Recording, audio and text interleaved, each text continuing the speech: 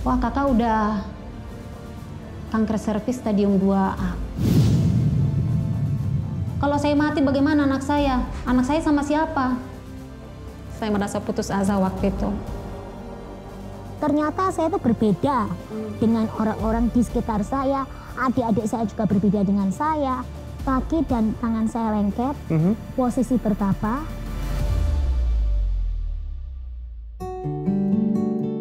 Sahabat, sakit seringkali menjadi beban yang sangat berat di dalam hidup setiap kita. Baik sakit maupun keterbatasan fisik yang sangat mengganggu tubuh kita, maupun sakit hati yang mengganggu ketenangan di dalam batin kita. Dan seringkali kesakitan ini menghilangkan sukacita dan mendatangkan keputusasaan di dalam hidup kita. Pertanyaannya, bagaimana memulihkan sukacita dan kedamaian yang sejati itu? Mari kita saksikan sama-sama kisah yang berikut ini. Kebahagiaan yang saya rasakan itu adalah saya melihat anak saya, bisa melihat anak saya senyum. Dan saya bisa membahagiakan dia ibaratnya. Saya selalu bilang sama dia, kamu harus lebih dari yang punya bapak. Perkenalkan, nama saya Lisda Silaban, umur saya 41 tahun. Inilah kisah hidup saya. Menjadi seorang single mother rasanya sangat sakit. Sakitnya harus berjuang sendiri buat anak. Karena saya bilang berjuang sendiri, ya saya yang bekerja sendiri, saya yang mengurus anak sendiri, saya yang segalanya lah saya sendiri. Suami saya pergi sejak 10 tahun yang lalu. Nah itu orangnya pekerja keras, walaupun cerewet, tapi itu demi Rani juga, biar kedepannya lebih baik lagi. Mama itu adalah sosok mama yang kuat karena bekerja sendiri, melakukan apa-apa sendiri, membesarkan Rani juga sendiri. Ya, walaupun gak ada suami, gak ada bapak, walaupun cuman berdua, rasanya bahagia karena saling melengkapi gitu. Awal kejadian saya sakit pas bulan 5 tahun 2021. Awalnya saya mengalami pendarahan. Dan di situ saya kaget. Saya langsung ke kamar mandi. Di saat saya lihat bukan cuma darah, tapi ada beberapa kayak gumpalan darah begitu. Nah, pada waktu itu ini mungkin karena capek. Nah, seiring berjalannya pendarahan itu terus menerus. Setelah bulan 9, jam 9 malam saya mau tidur. Di situ saya bersiap-siap mau tidur, saya mau pasang kaki, saya langsung mengalami pendarahan yang sangat banyak. Pas waktu itu saya langsung lari ke kamar mandi. Mulai jam 9 sampai jam 12 saya duduk terus di kamar mandi sambil saya minta tolong sama Tuhan. Tuhan, apa ini? Ini saya mau tidur. Saya hanya minta tolong dan teriak sama Tuhan. Tuhan tolong berhentikan ini pendarahan saya. Oke Tuhan, saya mau berobat, nggak apa-apa saya berobat besok. Tapi saya harus tidur, ini udah malam. Saya hanya teriak dan nangis sama Tuhan waktu itu Pak.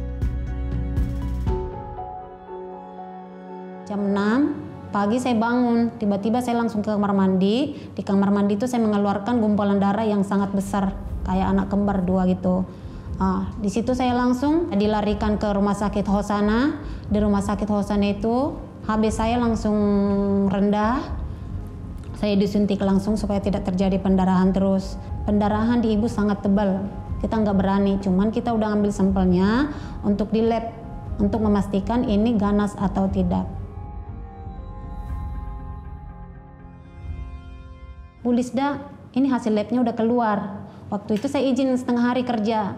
Saya langsung bawa hasil labnya ini dari rumah sakit Hosana ke tempat saya kerja. Saya langsung kejar dokter saya tempat bekerja. Saya bilang, dok tolong periksa hasil lab saya udah keluar. Wah kakak udah kanker serviks stadium 2A.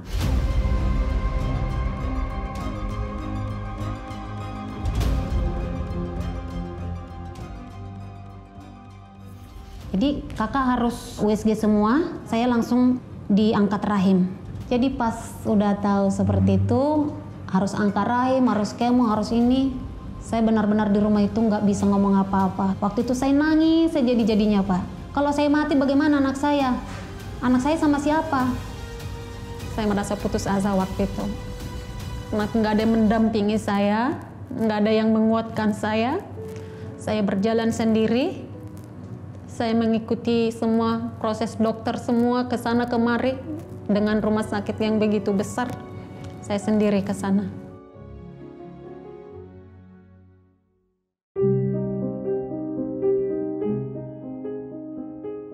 Jadi waktu itu mama sedang lihat di Google tentang penyakitnya. Terus pas tahu kanker, saya ngeliat di HP mama kalau mama kena kanker.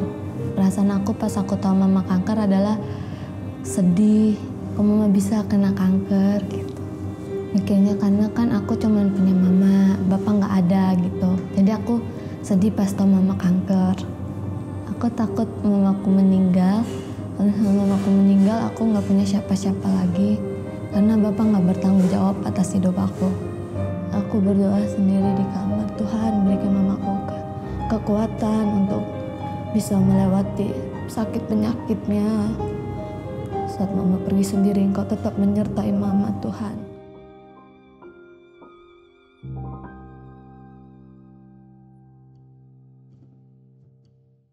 Setelah saya di rumah sakit, ada hamba Tuhan berdoa buat saya. Pada waktu itu, hambanya bilang, saya harus mengampuni suami saya dan kedua orang tuanya. Dan pada saat saya didoakan, saya merasa Tuhan menjamah hati saya dan membuka hati saya untuk memang benar-benar untuk mengampuni suami dan orang tuanya. Dan saya merasa bahwa ini saatnya, ini waktunya saya melepaskan pengampunan buat suami dan kedua orang tuanya yang selama ini saya menyimpan akar kepahitan. Setelah saya mengampuni suami saya, benar-benar melepaskan pengampunan buat suami saya, hati saya merasa sukacita, damai sejahtera. Seakan-akan lepas semua beban saya. Dengan menghadapi persoalan ini, saya sudah kayaknya udah enjoy. Udah merasa ada harapan baru. Semangat gitu.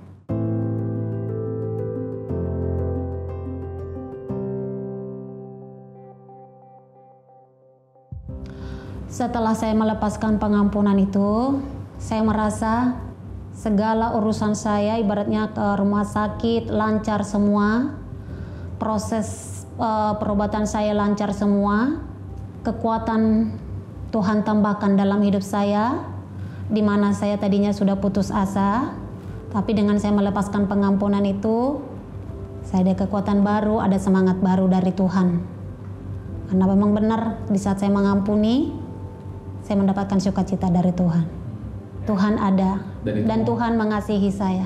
Saya menyadari dengan semua kejadian yang saya alami adalah proses Tuhan dalam hidup saya. Dia membentuk saya supaya menjadi pribadi yang lebih baik, khususnya bisa mengampuni.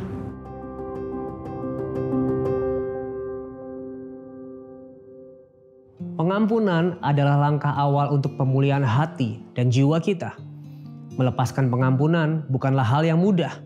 Namun ketika kita mengingat bahwa kita yang seringkali menyakiti hati Tuhan, namun Dia ampuni, akan memberikan kita kekuatan untuk mengampuni orang yang menyakiti hati kita. Dan mengingat bahwa kita adalah orang yang diampuni akan memberikan kita sukacita yang sesungguhnya.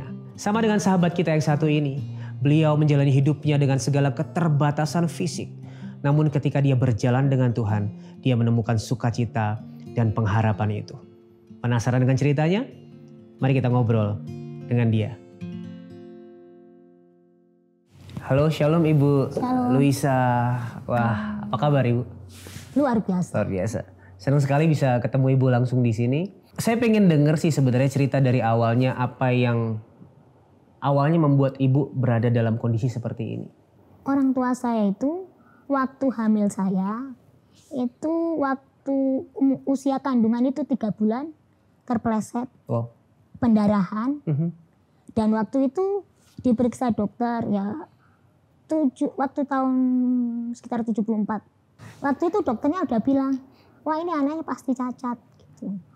Tapi orang tua saya kan karena takut akan Tuhan, ya orang tua saya bilang gini, ya udah nggak apa-apa, meskipun dokternya ngomong apa nggak sebaiknya diaborsi, karena pasti kan orang itu berpikir disable itu apa mungkin bisa memberatkan orang tua. Kasihan anaknya gitu Ibu ya. Kasihan anaknya juga, nanti bisa berjuang apa tidak Iya. gitu. Tapi karena orang tua saya itu takut akan Tuhan dan percaya, akhirnya orang tua saya bilang ya udah nggak apa-apa, diterusin saja. Saya begini itu juga karena didikan orang tua. Jadi begitu saya lahir, ternyata tidak seperti lahirnya anak-anak normal. Kaki dan tangan saya lengket, posisi bertapa.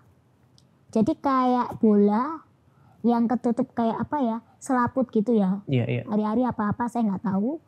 Terus itu setelah dibuka baru saya keluar, tangan dan kaki saya lengket, posisi bertapa. 4 tahun saya dioperasi. Proses operasinya 4 tahun itu Bu ya? Proses operasinya 4 tahun. Terus lah selama itu kan saya juga jarang bertemu dengan manusia, maksudnya orang-orang normal, paling dokter, suster gitu.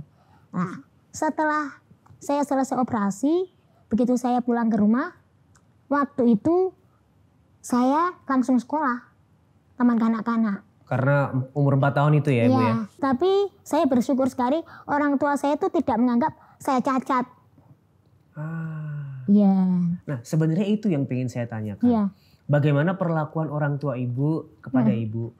Bagaimana mereka menghadapi Ibu dan bagaimana mereka memberikan kekuatan bagi Ibu di tengah-tengah situasi yang mungkin tidak seperti apa yang dunia bayangkan gitu. Orang tua saya mendidik saya itu sama. Jadi sama rata dengan adik-adik saya. Meskipun saya cacat, kamu harus bisa. Kamu harus bisa dan kamu pasti bisa. Dan waktu saya pertama kali sekolah, saya kan juga kaget ya. Loh, ternyata saya itu berbeda dengan orang-orang di sekitar saya. Adik-adik saya juga berbeda dengan saya.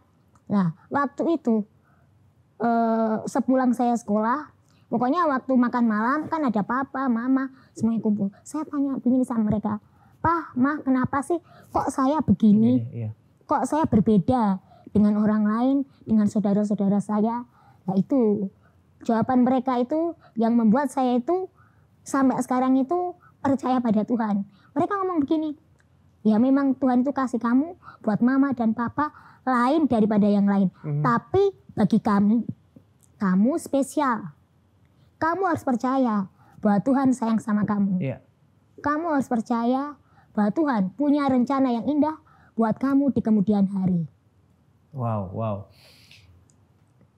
Ini yang sepertinya butuh didengar oleh banyak orang tua di luar sana. Karena menurut saya banyak sekali orang tua yang anaknya gimana sedikit mereka tidak mau mengasihi seperti anak-anak yang lain. Namun di sini saya bisa lihat bahwa dari orang tua yang takut akan Tuhan akan menghasilkan juga anak-anak keturunan yang takut akan Tuhan juga. Yang bisa kuat, yang bisa percaya pada Tuhan kebaikannya di tengah situasi yang tidak baik ya Ibu ya. Iya, betul.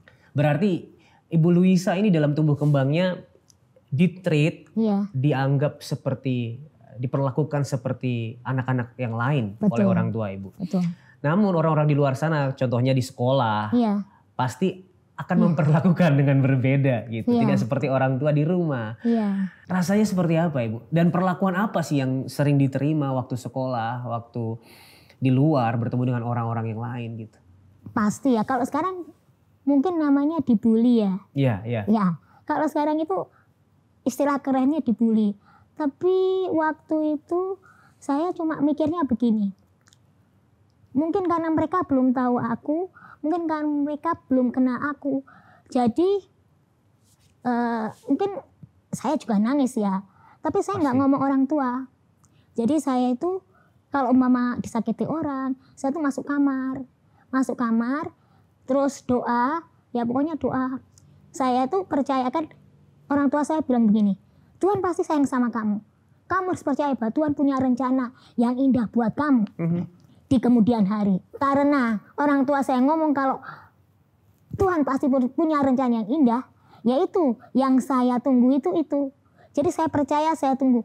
Kalau saya sakit hati, saya kepahitan, saya datang ke hadapan Tuhan, saya pokoknya ngomong saja. Waktu itu kan kalau anak-anak kan ya pasti belum bisa dengar suara Tuhan, belum, ya istilahnya cuma percaya omongan orang tua. Apa yang didengar pertama itu yang pasti dipegang.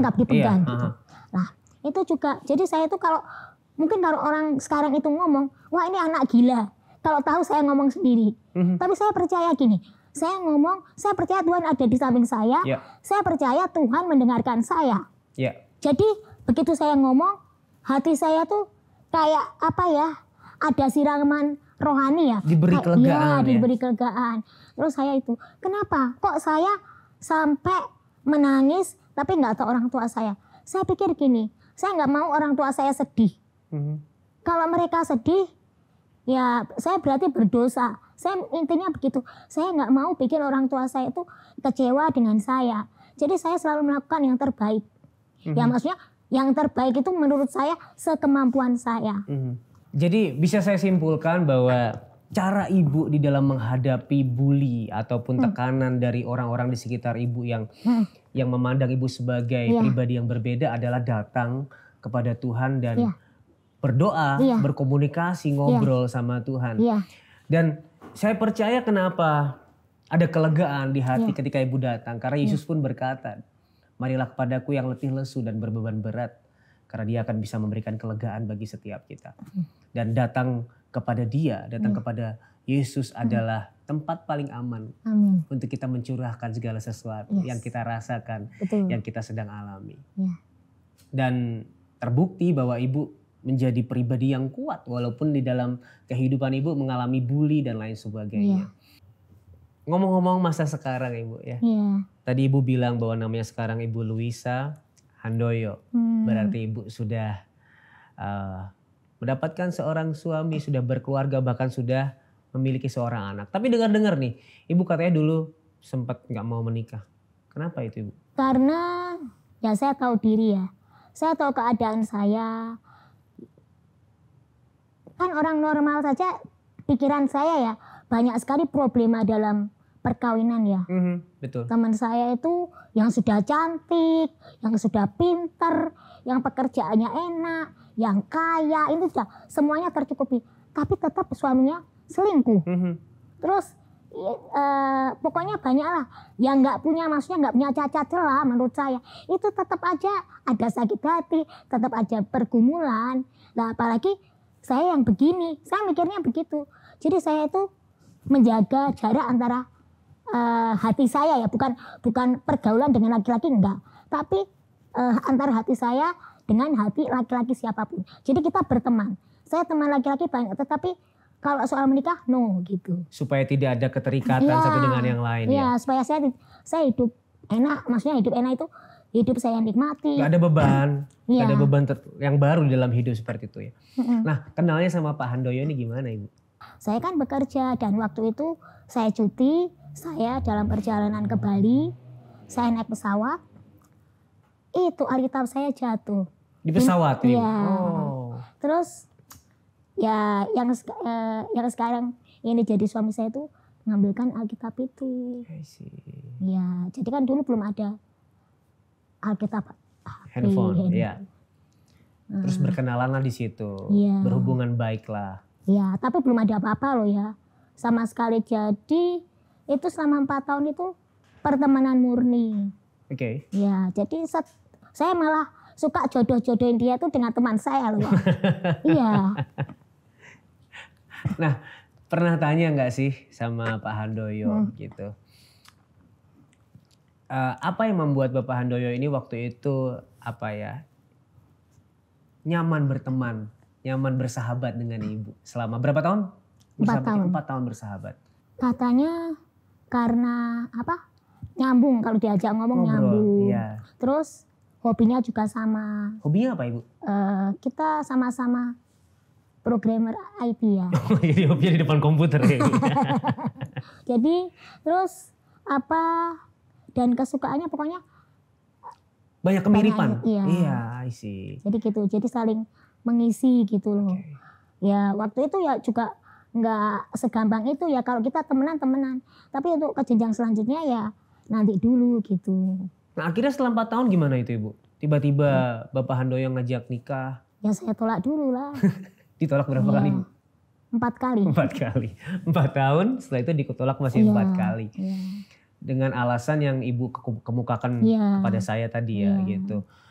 Dan ujungnya Bagaimana nih Ibu bisa menerima lamaran pinangan dari Bapak Handoyo? Karena saya melihat kesungguhannya ya. Jadi kesungguhan dia, ya maksudnya dalam mengejar saya ya.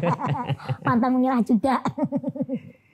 Jadi kalau apa ya namanya itu, mungkin dia kalau cuma ya sekali terus dia nyerah, ya itu nggak ada feedbacknya ya. Tapi kalau umpamanya dia terus menerus SMS, dulu kan masih SMS, nggak dibales, itu apa sekali 2 kali gitu dia nyerah mungkin ya.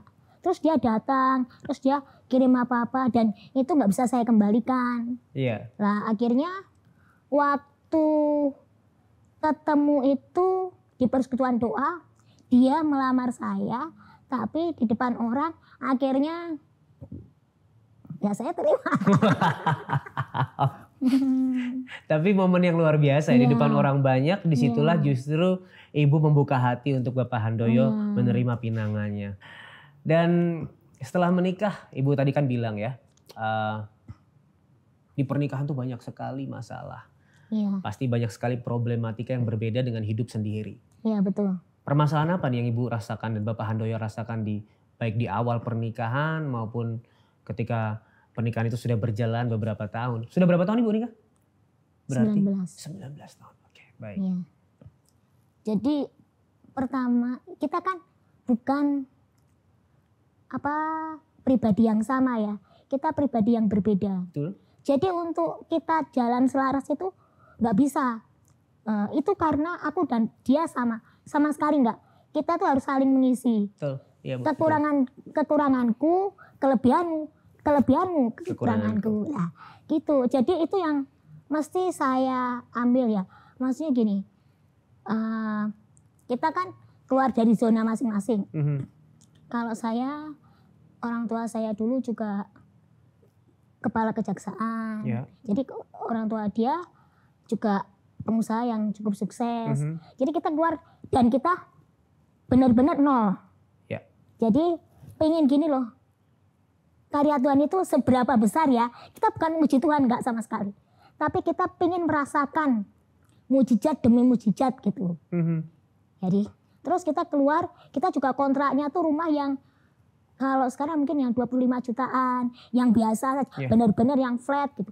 Terus habis gitu, ya dari situ mulailah Tuhan berkati, tiba-tiba 2 bulan, ya Tuhan kasih saya berkat bisa hamil gitu. Itu 2 bulan setelah pernikahan Ibu ya? Wow. Dan setelah hamil, ada nggak sih? Pasti ada sukacita. Karena Ibu sendiri bilang tadi, sebagai wanita pasti ingin mempunyai keturunan.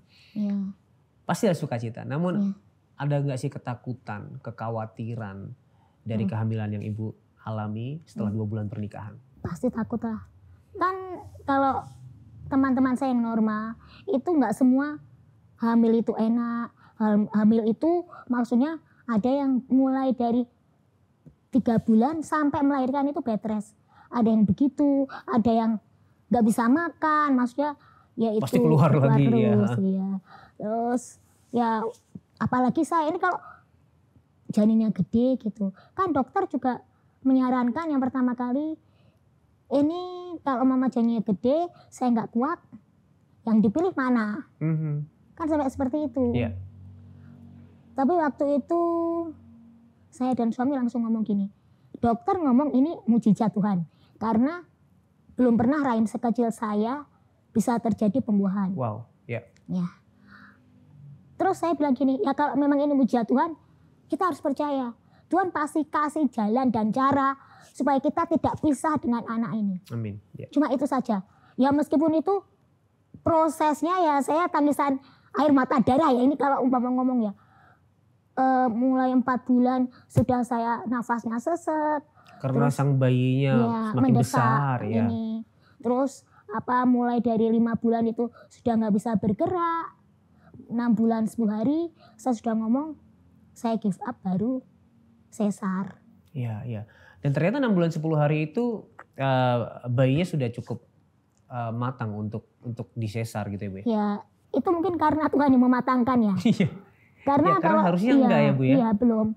Tapi puji Tuhan sang anak tumbuh dengan sehat. Iya, waktu itu sih 1,65, beratnya cuma segitu, tapi panjangnya 41. Wow. Puji Tuhan, jantung, paru-paru semuanya itu Sehat. itu aja. Sehat. Dan waduh, saya cuma berdoa, Tuhan pokoknya saya serahkan anak saya. Aduh, kita tahu kalau mama yang bagian dalam itu yang menakutkan itu loh. Iya. Ya, tapi sekali lagi Tuhan itu dahsyat. Ya. Dan bukan itu saja ya.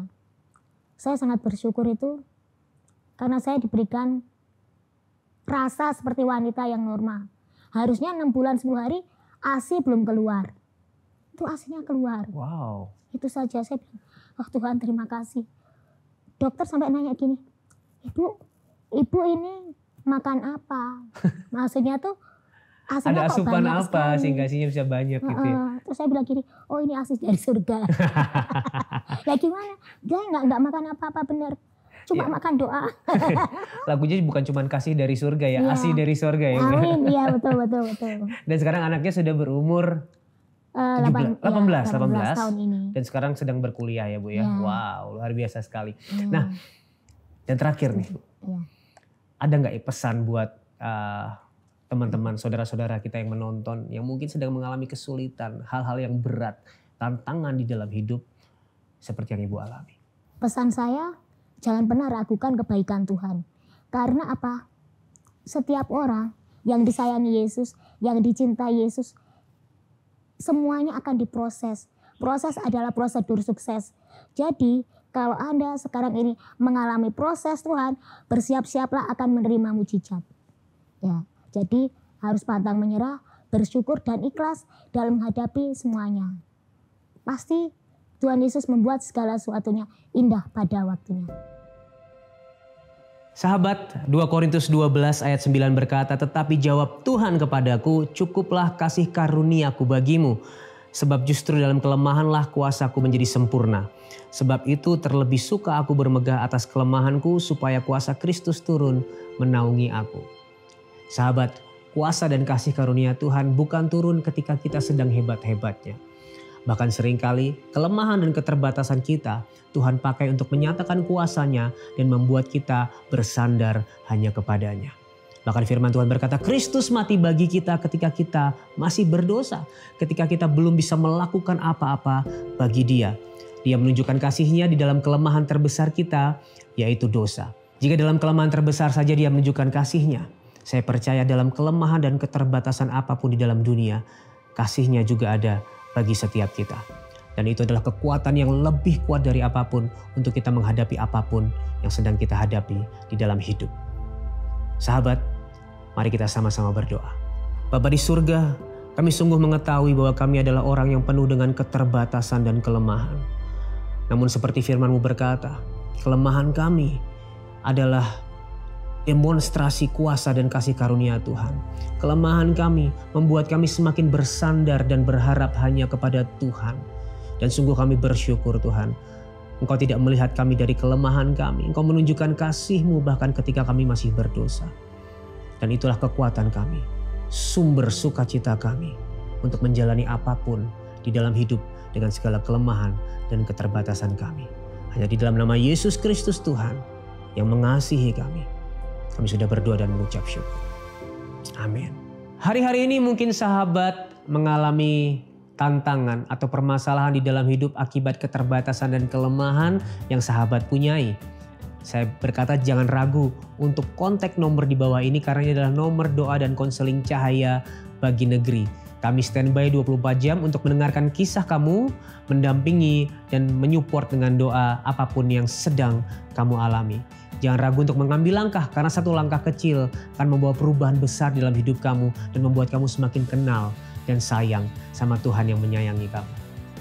Terima kasih sudah menonton acara ini. Dan kalau kamu diberkati dengan acara yang ada dan mau menyupport lebih lagi acara ini untuk memberitakan kabar baik tentang Kristus, silahkan scan QR Code yang berikut ini. Ingat, Tuhan Yesus sayang sama kamu. Dan di dalam Tuhan selalu ada solusi.